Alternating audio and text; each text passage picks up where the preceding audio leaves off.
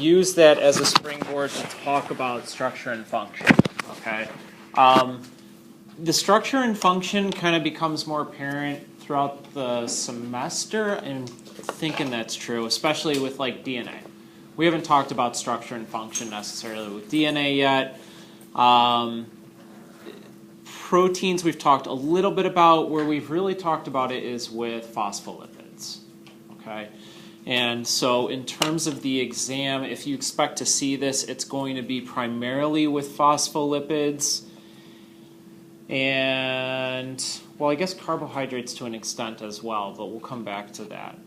But let's just start out with the structure of a phospholipid.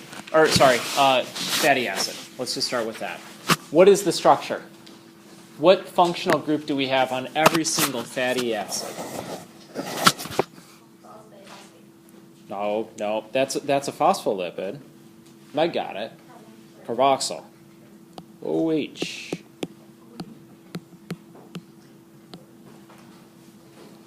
Phospholipid. Or, I'm sorry, fatty acid. Jeez. Fatty acid. We'll come back to the phospholipid. 1/3. This one is saturated or unsaturated? Saturated, because it's saturated with what? Hydrogens. So in saturated fatty acids, no double bonds in that hydrocarbon tail. Every carbon is making single bonds to the other carbons and bonds with hydrogens. They're fully reduced, actually. They're as reduced as they can be in a hydrocarbon. The question of cis versus trans, and again, this refers only to the unsaturated. One of the things that we really didn't talk about in class, but maybe this will help a little bit, single bonds. Those of you in chemistry or organic chemistry, single bonds can rotate, right? So, in other words, if I drew this hydrocarbon or this fatty acid this way, or drew it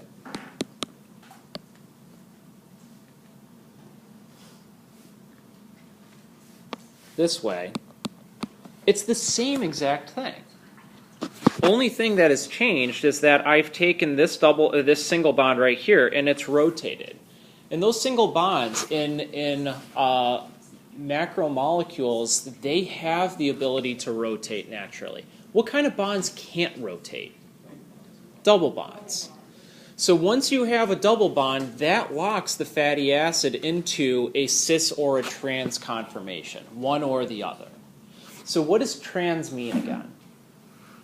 In general, what does trans mean? Change. Perfect. Or opposite? Yes. Cis? Same. Perfect. So if we look at a cis versus trans fatty acid, there's our carboxyl group.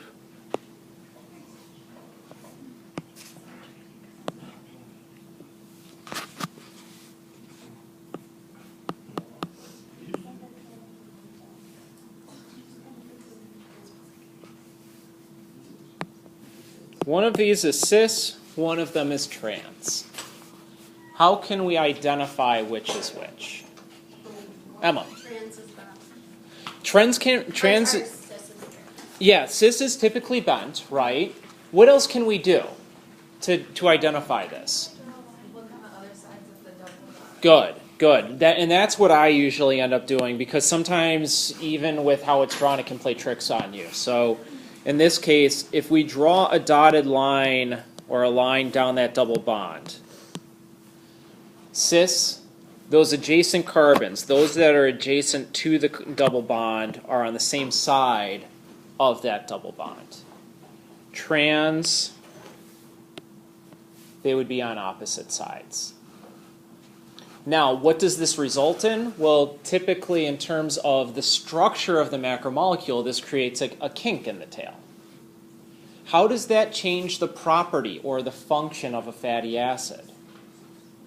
So what are the property differences between cis and trans fatty acids, or a cis fatty acid and a saturated fatty acid? How do they differ? Maybe we should try this a different way. Oh, Claire, did you have? Go ahead. If Sorry. they have double bonds, then they are liquids. Good. And I'm going to rephrase that just a tad because it's when they have cis unsaturated double bonds. We didn't really talk about this, but trans fats behave a lot like saturated fatty acids. Both of those can pack really tight together. And we're giving them what property at room temperature? Solids, right? So butter is a great example of something that is high in saturated fats. What are examples of things, food items, that are high in unsaturated fats? Oils, perfect. Olive oil, vegetable oil. Maybe not so much coconut oil, but it melts easier than butter does. Anyway, sorry, just thinking of popcorn. All right.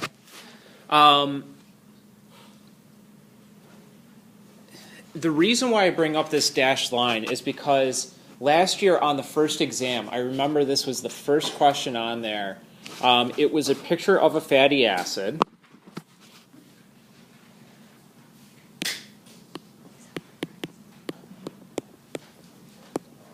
And it looked like this. And the question was, what kind of fatty acid was it? So the options were unsaturated fatty acids, cis unsaturated, trans unsaturated, or saturated. And a lot of people answered, oh, it's a trans unsaturated because there's no bend. True, but these two carbons are on the same side, which is why it's defined as a cis. Okay? And the reason why there's no looking bend in this one right now is because of just how this single bond has been drawn. If you rotate it, which it can do freely because it's a single, or I'm sorry, not that one, this one, which can be done freely because it is not in any sort of double bond, then it would look like it has a kink. All right, so that I just wanted to point that out. Danica. Okay, so the unsaturated versus saturated, the easiest way to tell is if there are double bonds in the hydrocarbon tail. You're always going to have a double bond at that carboxyl head group, but in the remainder of, oh, I erased that. In the remainder of this, here. You would draw in another double bond. If it were unsaturated, there would be a double bond somewhere in this. If it were saturated, all you would see are single bonds between all the carbons, and then unidentified between the carbons and the hydrogens. Claire. So what are the properties of the trans? Yeah, so the trans acts a lot like a saturated fatty acid. Okay? And where this becomes really important in context of what we have talked about is in the term of a phospholipid. So let's go to that real quick. I'm going to make sure first, though, are these questions on cis versus trans and saturated versus unsaturated? We're good? Please interrupt at any point. All right, phospholipid.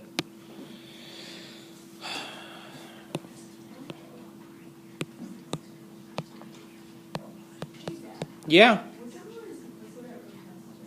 The cis unsaturated. We're going to get to that. We're going to get to that right now. We're going to talk about it in the context of phospholipids, Candy, but the premise of why is exactly the same when we're talking about triglycerides, fats, and oils versus phospholipid. So you put a trans unsaturated, not be It's solid at room temperature. just because of the bonding? Because of the way that those bonds are structured, go back to this one. It allows for tighter packing. So let me give an example of this actually before I go to the phospholipid. Let me erase this real quick. I'll draw an image to give you an idea.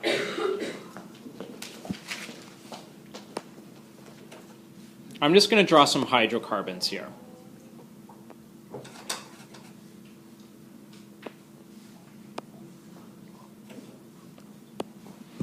Trans obviously can pack tight together. It's their lowest energy form, okay, is to have these bonds as spread out from each other as possible. This is chemistry, so that we'll leave it at that. Same thing with saturated. Lowest energy conformation is to have these bonds as spread out as possible, to have and to get these hydrophobic interactions between those hydrocarbon tails. Okay.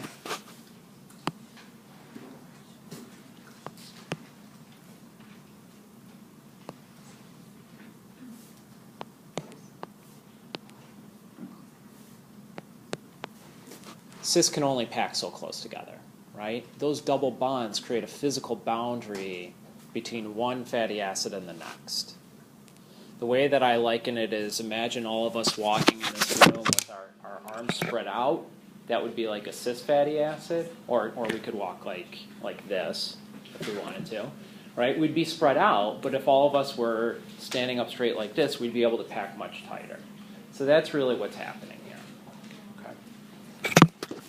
So then, how does this difference? I mean, basically, I've drawn these in sets of 3. This explains triglycerides a little bit, but how does this explain the difference in phospholipids? So imagine same temperature, room temperature. How will the fluidity of the plasma membrane and phospholipids that have transunsaturated or saturated fatty acid tails, how would that differ from the fluidity of something that has cis-unsaturated fatty acid tails? Which one is going to be more fluid? Cis. Hence why oils are liquid at room temperature. They're more fluid because they have more space between them.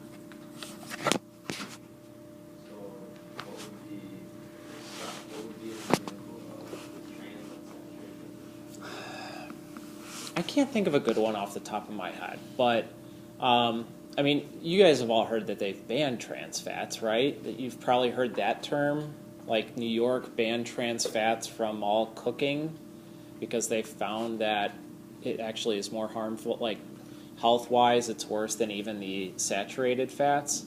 But the trans fats were created; they're artificial. So, like, Matt, maybe you know, but I'm pretty sure that no organism creates trans fats, that it's a product of chemical reactions in a laboratory. It's a partial hydrogenation, basically. And so those trans fats, I can't think of an example, at least in bacterial world, because it doesn't exist. Really what we see in bacteria are a mixture of the saturated and the cis-unsaturated, which is why I kind of avoided the trans to begin with, but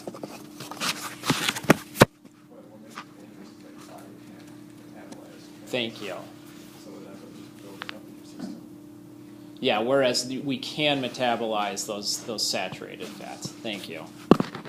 In other words, trans fats, not a product, or not something that can be broken down by Krebs cycle.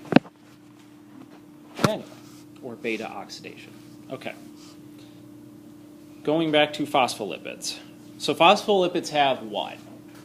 What's the structure look like? Or what would you describe it as having? That's a great start, but so do these.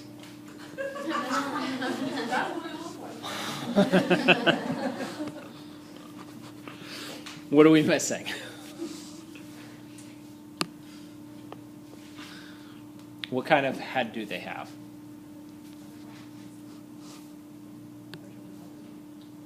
I heard somebody mumble it. Oh, crud, I'm out of my drawing board. Crud.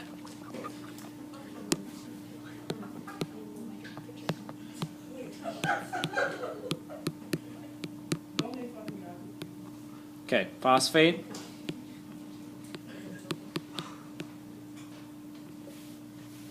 Two fatty acid tails.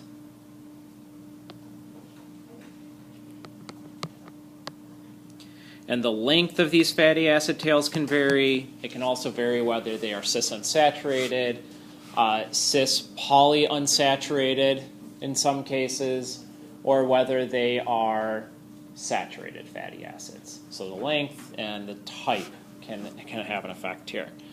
Let's just imagine these ones with 1, 2, 3, 4, 5 carbon, 1, 2, 3, 4, 5, 6. 6 carbons total, including this one. Same with this one right here. And then let's compare the fluidity of that, of a cell wall, a cell membrane made of just those fatty acids, sorry, versus ones that are like this.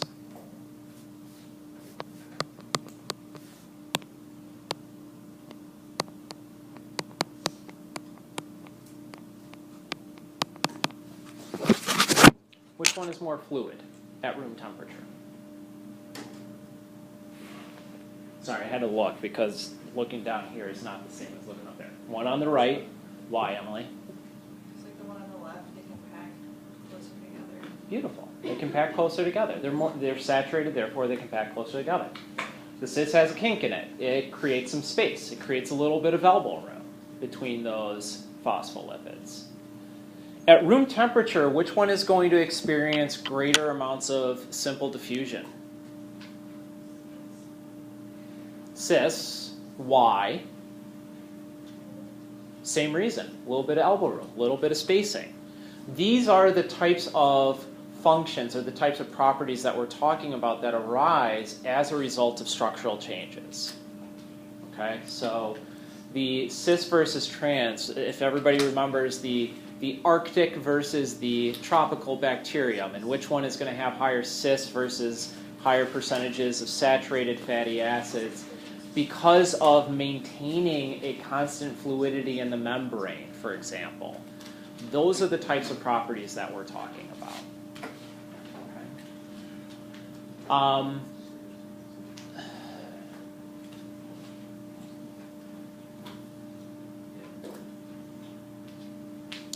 I guess questions on this topic, and then I'll see where to go from here. So is that basically what you're looking for, like on the test, for like when we have to relate structure and function? So questions, I guess, I mean, I'm not expecting you to give this exact answer. If I'm asking about amino acids, of course, it's not going to be this answer, right?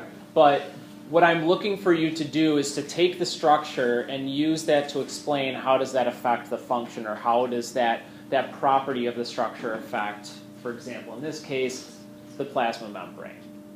Here would be another example, one not related to this, and actually one that we brought up in class, though. I'm just going to draw 2 lines here to represent a membrane. Could be inner, could be outer, does not matter. Obviously, this is in 3 dimensions.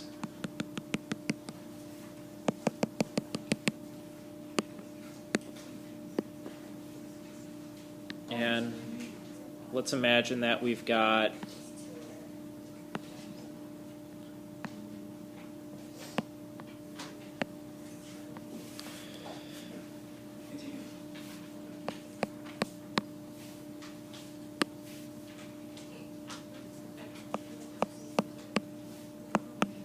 okay, so the dashed lines mean it's behind this structure here. This is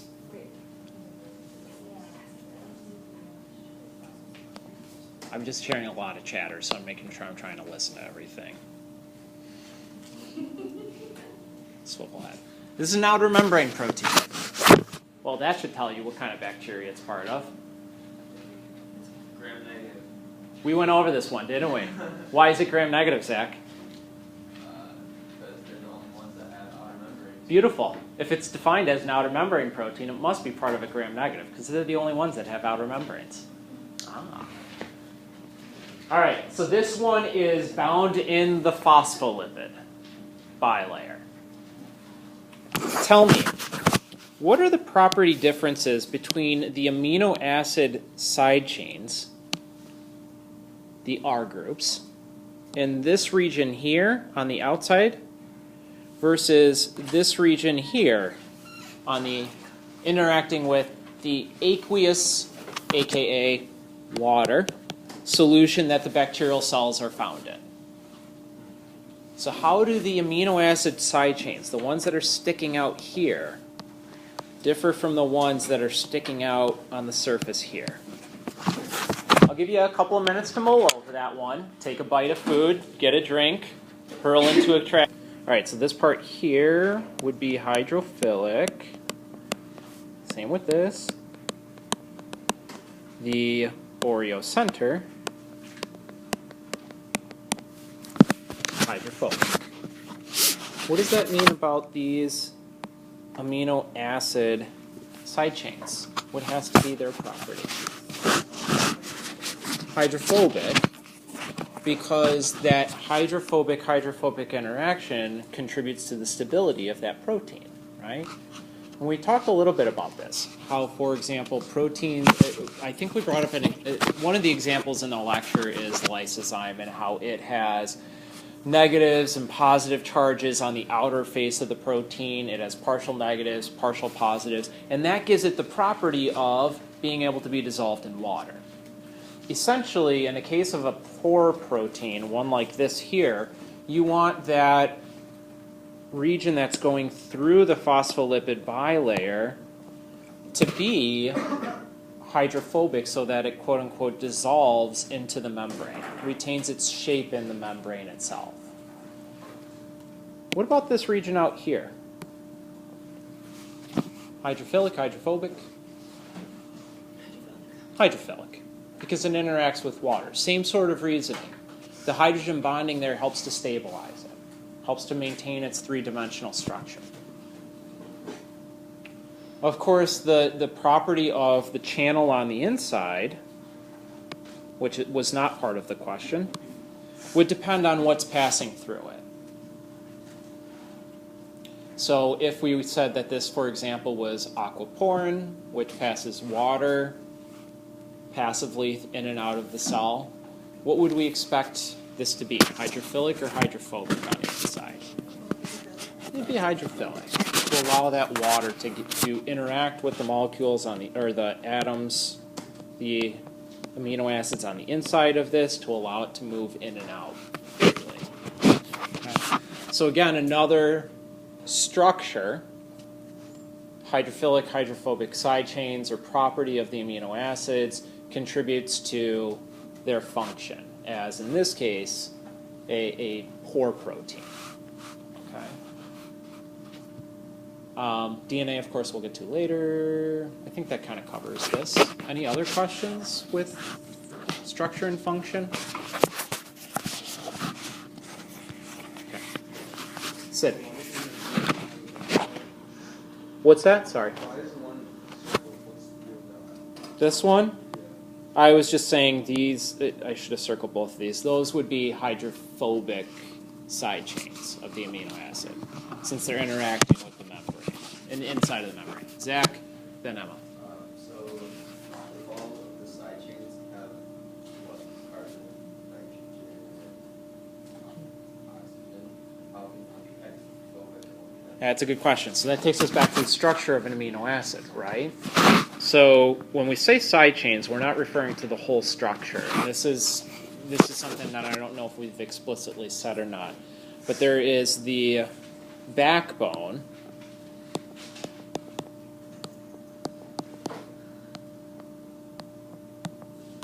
which you're right. These always will remain the same, this backbone structure here.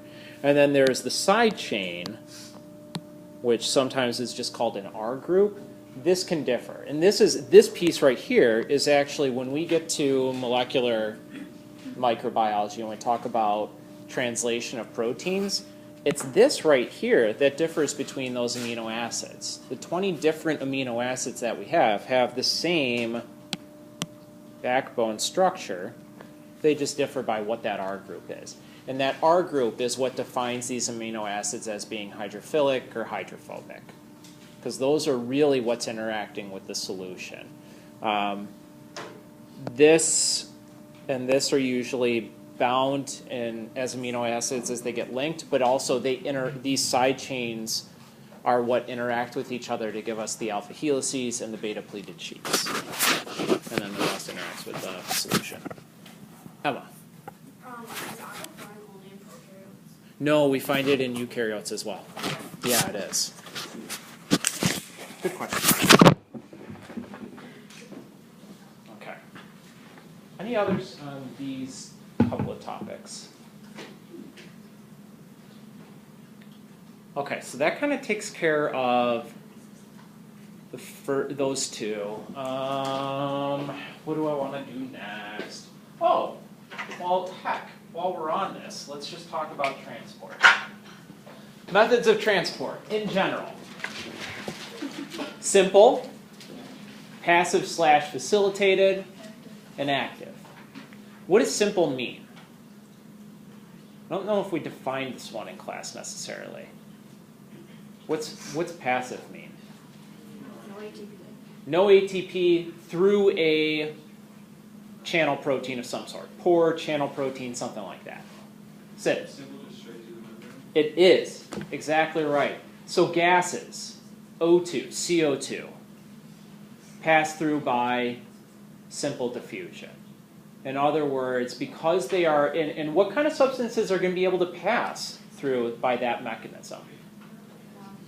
Nonpolar, not uncharged, small. Good. That's another key characteristic. Things that are relatively small, uncharged, hydrophobic, nonpolar bonds are going to be the types of molecules that pass through. Passive will allow for charged molecules through, maybe some larger uncharged ones or nonpolar ones as well.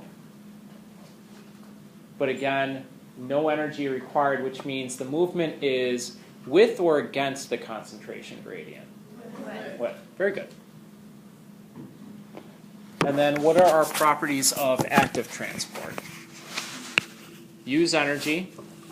What can that energy be? ATP is a great example. What else? What other examples of active transport have we discussed? Is this meaning like that anti-parallel movement? Yes, that's true. Hydrogen can be used as well. What else? Something always is moving against the gradient in active transport. What's another example of like a specific type of transport that we've seen maybe like 20 times in the past couple of class periods? Electron transport chain. Again, everybody vomits, right? It's a term that everybody's going to vomit over by the end of the week. So electron transport chain, those electrons we've defined as providing energy for those hydrogens to move across their electron gradient, or to move against their chemical gradient, and the charge gradient too. So those are the key features. Questions that I may ask about this would just be, what kind of transport is this given what you see, or draw me an example of active transport with these molecules across the membrane or something like that. I mean, that's kind of the scope of what we've talked about with it. I'm trying to determine if I've missed anything. Does anybody have that sheet of objectives in front of them? You guys are great. Like 5 people pulled them out all at once. It's like 2.7 or something like that. What does that one say? Evaluate how the structure of phospholipids and membrane proteins affect the movement of molecules across the cellular membrane. Okay, so we've talked about the phospholipid, and then the protein would just be whether we're really discussing is it active or passive transport there as well. So I think we've kind of covered that as much as we need to. Other questions on that type of transport? Okay. Another example of it. Here's one.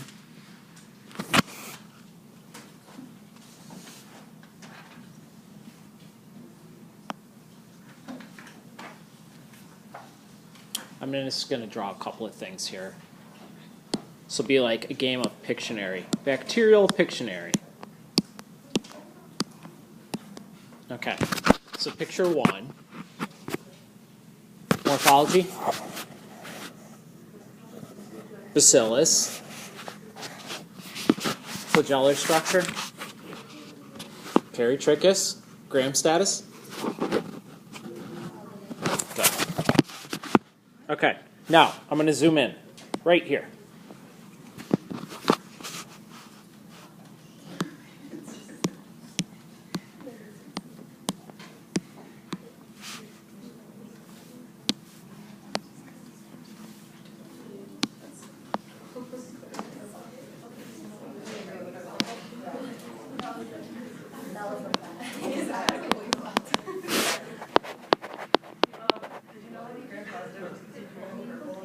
Yeah? Of course. Are you guys going like, what the hell just happened?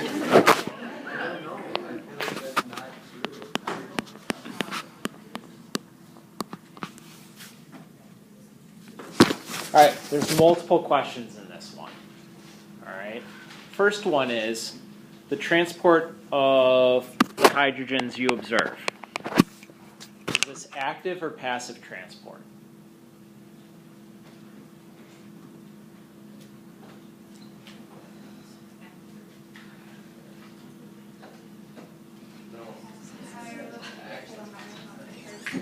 So where's the higher concentration of hydrogen? Outside, right? So now it's going with the concentration gradient, right? It's going from high to low concentration. Passive. So the lower the pH, the higher the hydrogen. Right, so that's one of the things that we defined like first or second class. We said as pH decreases, the hydrogen ion concentration is increasing.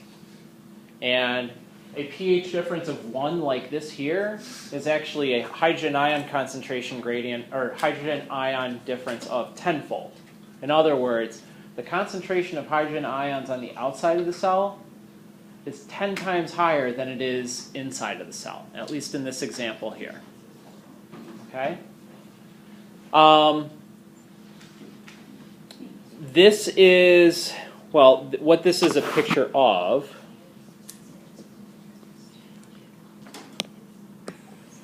We kind of talked about this a little bit. This is the flagellum. Okay, and one of the things that we really briefly said was that flagellum are somewhat analogous to how the ATP synthase works, in that hydrogen ions passively come through, drive the rotation of some sort of motor, which drives the movement of a flagellum. Okay, how do bacteria move? What are the two terms that we used? Run and tumble. So if an organism is in the presence of, well, let's do this. Let's say that we have over here, good one. I got a great example to mimic bacterial movement.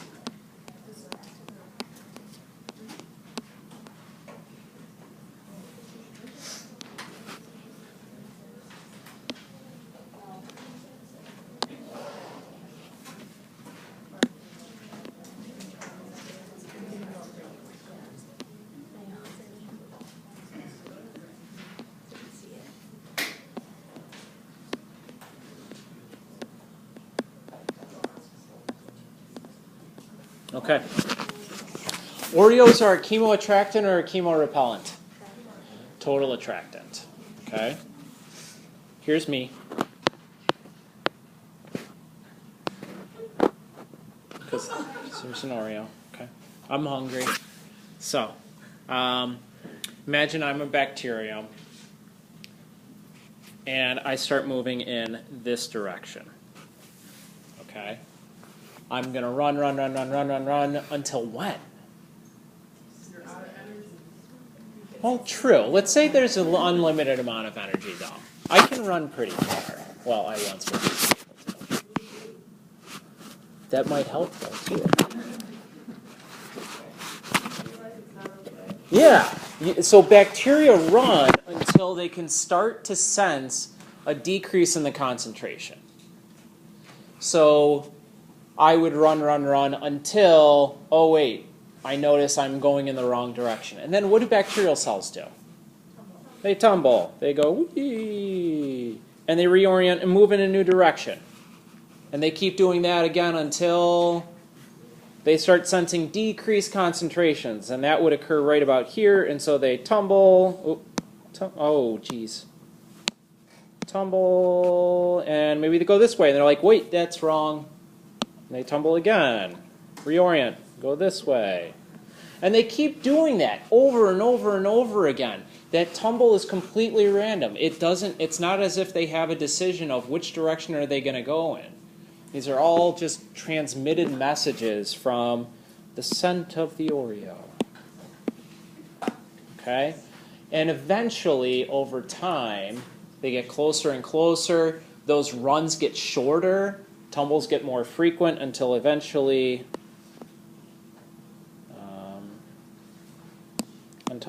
they eat it, right? And that's how bacteria eventually are essentially doing this. So if they are in the presence of a chemoattractant, they undergo runs, they undergo tumbles over and over again as a way to get closer and closer to that chemoattractant. How do they respond to chemorepellents? Opposite way. Repellents are something that repels it. So they run and tumble whenever they sense an increased concentration, they move further away from it until they no longer can sense that chemical. Anyway, and again, that's all driven by hydrogen ions. Okay.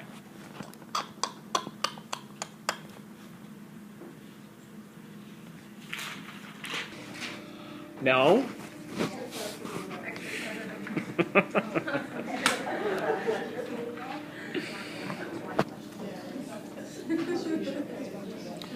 All right.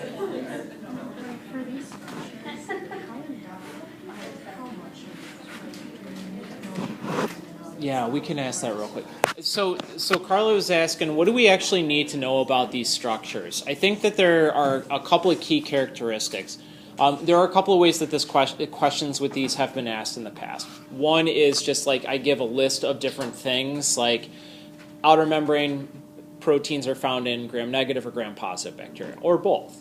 Lipoteichoic acid is found in one or the other or both.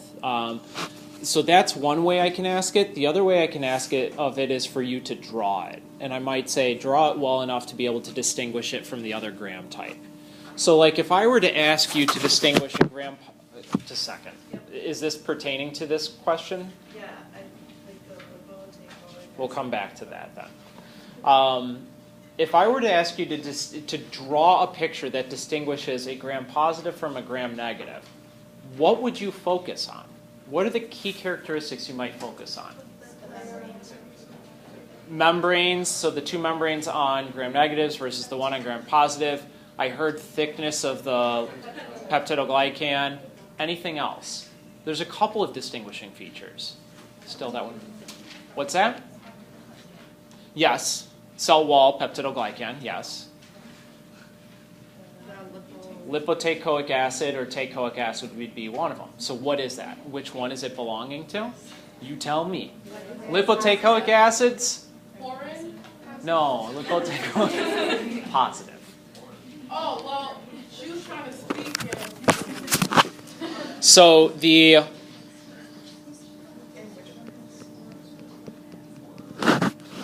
Oh, I know why that's not happening. Okay.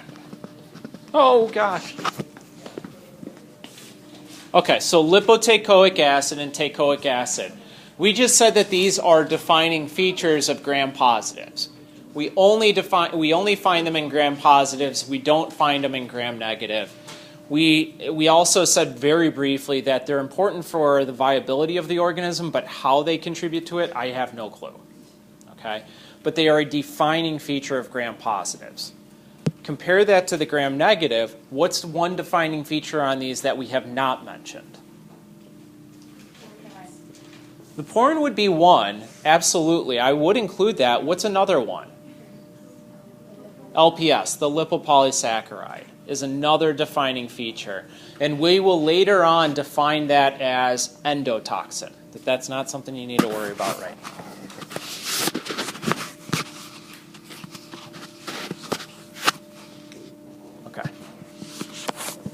Does that help?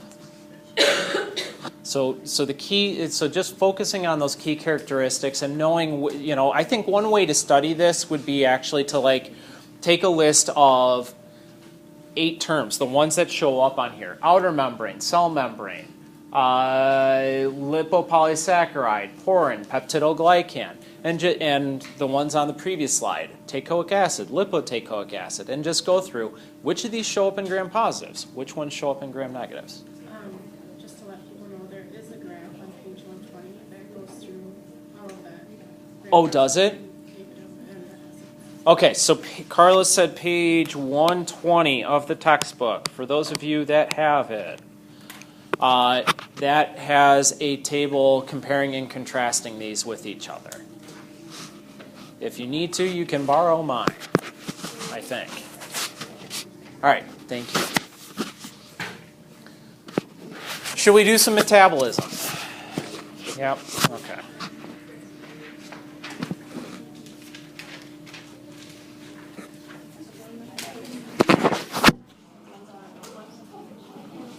Are the kinases, isomerases, and dehydrogenases. I could pull up a picture of glycolysis right now. I could pull up a picture of Krebs cycle, but I feel like you guys have seen that, and I don't want you to the goal here is not to memorize in which steps do those occur. So let's try this a little bit differently. Let's just kind of imagine in your head, clear your mind of all other thoughts, particularly AMP, and think about kinases or isomerases for a couple of minutes, okay? I know you guys have AMP stuff later, so. All right. Dehydrogenase. Kinase.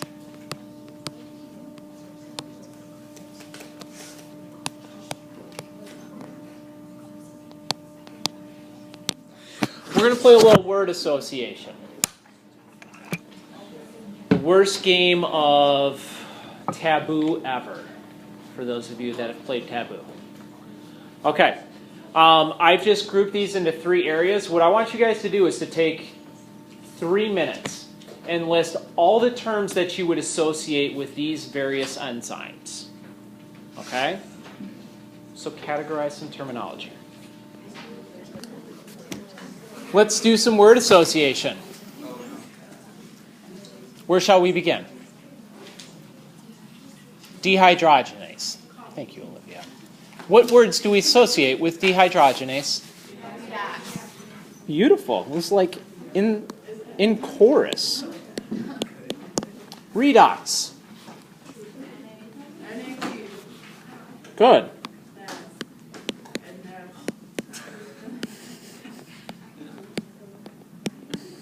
Which of these is the reduced form? Good, good. It's got the hydrogens. Means it all got the electrons too. So if we see that, FAD and FADH2 as well, we would associate with this. FADH2 and NADH are examples of what? Coenzymes, electron carriers. That would be a good word too.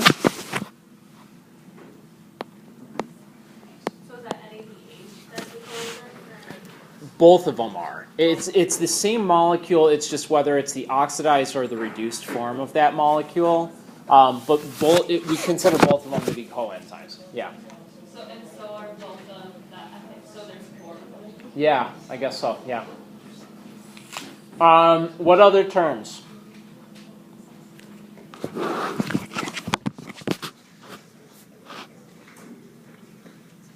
What was that, Zach? That's not a bad one. We do see it there. I mean, there are wrong answers to this. There aren't a set list, though. If you said phosphate, I might say you're wrong, right? But you might also say H+, since those move with electrons in biological redox reactions. I don't know if there's any others that I would associate. Meg? We do find it in glycolysis, yes. So we do see this in electron transport. We see it in glycolysis. Where's the majority of the reduction of these coenzymes occurring? Krebs. So Krebs is, or TCA, I'll abbreviate here, is where we find the majority of that NADH being formed and the majority of that FADH. Well, the only place where that FADH2 is being formed in terms of what we've talked about.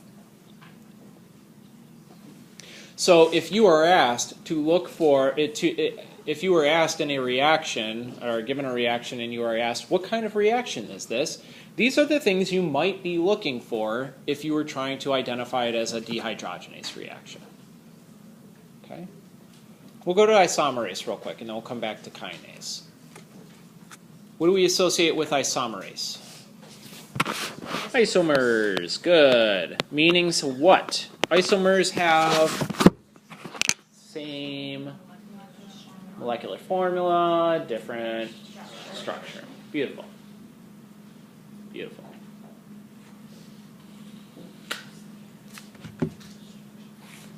Anything else? That's kind of the basic thing that we talked about with them. Like, how do you just count? So if you were to get a question on an exam where it said what kind of enzyme is involved, you would have to count up the carbons, hydrogens, and oxygens to determine, and nitrogens. Or I might be nice and just say glucose, C6H12O6, is converted into fructose, C6H12O6. The type of enzyme that drives this is blank. Kaylee? I think there's something about, like, nothing's made. Yeah, and I think that's what I think that's kind of, by made you mean like there's no other, we don't make ATP, or there's no reduction or anything like that, right? Yeah, and I think that's kind of implied in saying like the same formula, that there's no additional, net worth, there's no additional atoms coming in, there's no additional atoms going out of the reaction as well. Absolutely. All right, kinases. Phosphate, I heard that one. What else? Did somebody say transfer phosphate? Or just phosphate? Nobody said transfer phosphate, but everybody meant to say transfer phosphate. Meg? This is a key one. Kinases are associated with substrate level phosphorylations. Absolutely. And we did not strictly define that, but some people have picked up on that. And those are just one of those moments that a professor goes home and cries tears of joy over when you guys make those connections. Emily? Devin had the same question. We'll go through that in a minute. After we finish this up, let's cover that. Okay. No question, just reaching. Okay. Anything else we can associate with this? Those are kind of the major ones, right? Some folks might say, oh, there's ATP and ADP somehow involved. Either the ATP is donating a phosphate or ADP will be receiving a phosphate. Typically in these reactions, we find, hey Grace, you want to come join? Oh, I'm good. Okay. I mean, you have fun. Yeah, we will. We will. All right. Oftentimes you find two substrates in these types of reactions. Okay, and it's a transfer of a phosphate from one to the other.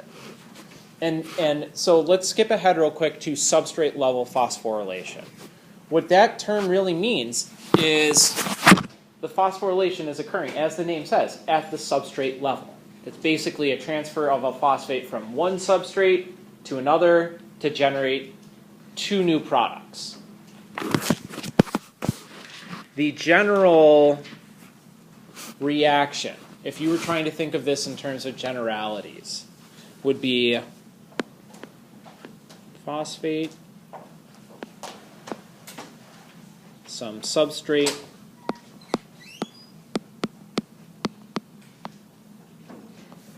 would generate ATP plus that. The T means try, the D means die, 2 versus 3.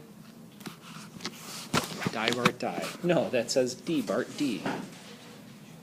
Or we might find the reverse, where ATP releases a phosphate to generate a new product and to generate ADP. So those both represent phosphate level phosphorus, substrate level. Is the R the phosphate? The R here is just a reactant or a substrate. The P with the circle is to represent phosphate. Sorry, that's a shorthand nomenclature. Gosh, why can't you guys keep up with this?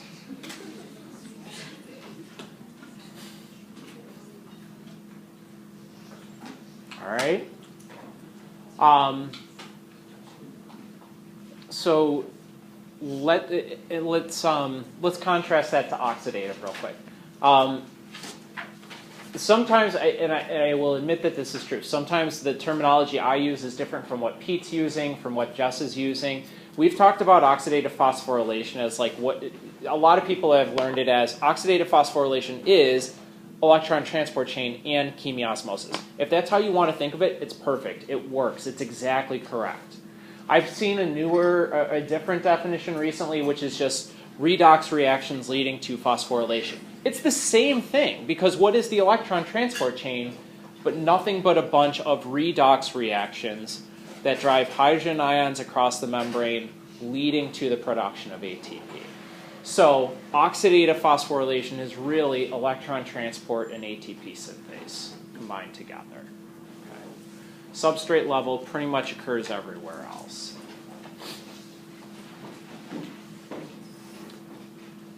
Devin, does that help? Emily, does that help too? Okay.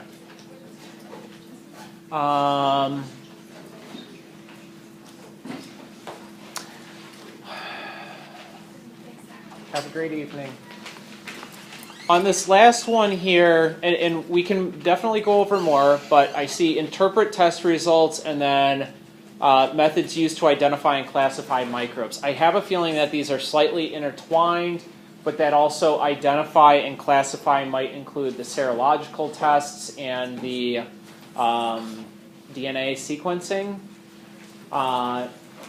Okay, so remember that very briefly we talked about 3 different types. We said that we can identify microbes by sequencing genomes, looking at the DNA. And think of the DNA like a barcode in some ways, that it's very specific to each microorganism, that there are differences even between strains of microorganisms.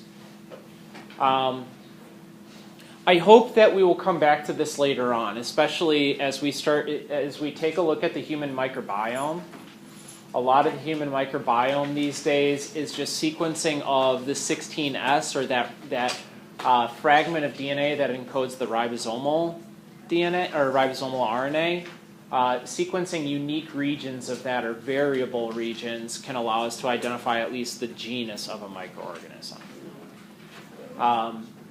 Second method, serological. That means it connects to the term serology, which really just means antibody. So using antibodies as a way to detect a microorganism. And we'll talk about antibodies later on in the semester in terms of immunology. But I guess the key point to antibodies is that each antibody recognizes a specific piece of a protein. So if, for example, we have antibodies that recognize, or carbohydrate, I guess. If we have antibodies that recognize the O, or the O polysaccharide, which is part of the LPS, the O polysaccharide of E. coli, for example, well, different subspecies of E. coli have different O polysaccharides. And these have just been given numbers as a way to organize them. So O157 has a different structure than O26. We have antibodies that can identify those two different structural forms of the O polysaccharide, which helps us to distinguish them from each other. So again, serology, antibodies. And we looked at an example of that agglutination, the clumping test, as a positive test for that. Where we spent the bulk of our energy, and probably where you should spend the bulk of your energy in studying for this as well, hint, hint, would be on the metabolic tests and gram staining, because those are the ones that we use most frequently in what we're doing. Okay? Emma. So just kind of the definitions of the other one. Yeah, and just like knowing, you know, like, or if I showed you a picture, I said, like, this is one of the types of tests that we've talked about. Which of the three does this represent? Yeah. So if it involves DNA, it's sequencing. If it involves... So morphology, I kind of grouped through with all these other metabolic tests. I mean, I call them phenotypic, but that's not totally true because serology is phenotypic in some ways as well. But the metabolic tests and gram staining are really the majority of the tests that we've done. The dichotomous key that I have on the exam is based on metabolic and gram staining. Okay? And so I will have a series of pictures where you need to identify, is the organism gram positive or gram negative? What's the morphology? What's the result of the phenol red test? As a way to determine the identity of that unknown. So when you say like really know the test we talked about, are you just talking about like... I'm talking about the 4 we covered today in class. Those are the ones I want you to know. And gram staining as a given. Like have it labeled? What's that? You'll just like have like say it's like... So I might have a tube and just say, like, here's an MR test. Is it positive or negative for MR? And then I might ask for the interpretation of what does that actually mean. And we talked today about, like, oh, MR test means not only do we know that it ferments glucose, but it is able to produce stable acids as a product of that fermentation. Okay? So you'll have to put a chart for us. And then I will have a chart for you to look through as well. Yep. That's the part that I was missing, and I was like, are we supposed to know? No. So, yeah, that's definitely somewhere where I need to provide some help, right? Yeah, I'm not asking you guys to take the time to draw a dichotomous key. You're doing that for me for lab. I am going to ask you to interpret the dichotomous key. Do we want to go over the different types of tests again? I know we just covered them earlier today. I don't know if that's beneficial or if it would be more beneficial for people to just practice with them and then come and talk to me on a need-be basis. I see a mixture of head bobs and head shakes. I will bypass it for now, but if you have questions, tomorrow, for those of you who have lab with me tomorrow, great time to ask, because guess what? We're doing them all over again. For those of you that don't, stop by during lab if you want to. You can come and see what you're going to do on Wednesday. Yay. Okay. Other questions? I know that you guys have other things to do tonight, but other questions? And I'll hang around for a while too. I don't have any technically because I have lab from 8 to 12 and 1 to 3 and a meeting in the middle of that. So I will be around, I don't know, afternoon lab people. How quickly do you think we'll be out? Who is in the afternoon? Allison, when are we going to be done tomorrow? When are we going to be done in lab tomorrow? Yeah. What are we doing? Probably pretty close to 2. We're setting up metabolic tests for our unknowns. So like 2 to 3? I'll be around from like 2 to 4, 4:30. Yeah, I'll check tomorrow night. But I got to think about what shows are on tomorrow first to see how much am I going to be looking. Yeah, I'll look. My phone will be on. I will have access. So, Did you say, because we have to stop in right for Wednesday lab and do something? yeah. So if you didn't stop in yet, make sure to start a culture tomorrow. Okay. Or folks who have lab tomorrow, make sure you start it tonight. You can start it tomorrow. You just need to take your unknown, start a new broth culture, and then do a tea streak as well. Okay. And Anytime. You can come in at like 8? Anytime. Yeah, I'll be there at 8, and I've got a light lab section. So. Okay. You got a question? It's a specific. That's fine.